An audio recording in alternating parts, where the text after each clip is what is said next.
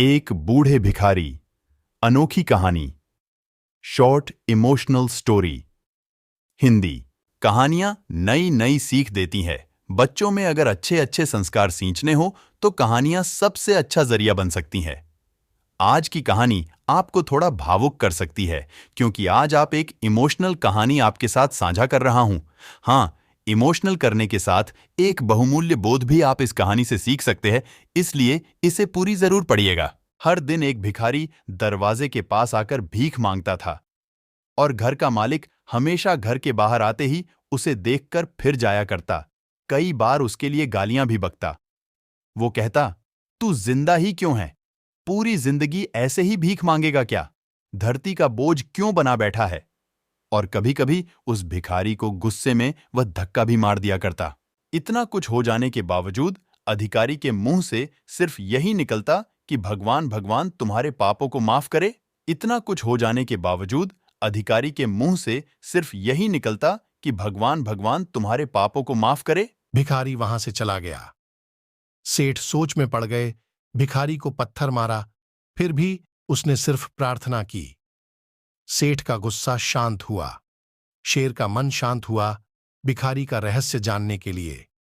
सेठ ने भिखारी का पीछा करना अब रात होने को आई थी।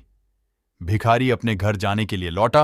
वो अपने घर पहुंच गया, लेकिन सेठ अब भी उसका पीछा कर ही रहा था। एक पुरानी टूटी हुई खटिया पर एक बूढ़ी औरत लेटी हुई थी। काफी कमजोर और बीमार लग रही थी। वह भिखारी की पत्नी थी। अपने पति को वापस आता देख वह खाट से उठ खड़ी हुई। पत्नी ने अपने पति के भीख वाले कटोरे में देखा। उसमें सिर्फ आधी बासी रोटी थी। उसे देखकर वह बोली, आज बस इतना ही मिला? और हां, आपके सिर से खून निकल रहा है। ये चोट कैसे लगी? बूढ़ा भिखारी बोला, आज बस इतना ही मिला, किसी ने कुछ दिया ही नहीं। सबने गालियां दी और एक नए पत्थर भी फेंकना, इसीलिए मेरा सर फट गया। एक गहरी ठंडी सांस लेकर बूढ़ा भिखारी फिर से बोला, यह मेरे ही पापों का फल है। तुम्हें याद है, कुछ सालों पहले हम कितने अमीर थे? क्या कुछ नहीं था हमारे पास? हमारे पास हर चीज जरूरत से ज्यादा थी, लेकिन हमने कभी दान नहीं किया। और उससे भी बुरा हमने उस अंधे भिखारी के साथ किया जो हमारे द्वार पर भीख मांगने आया करता था।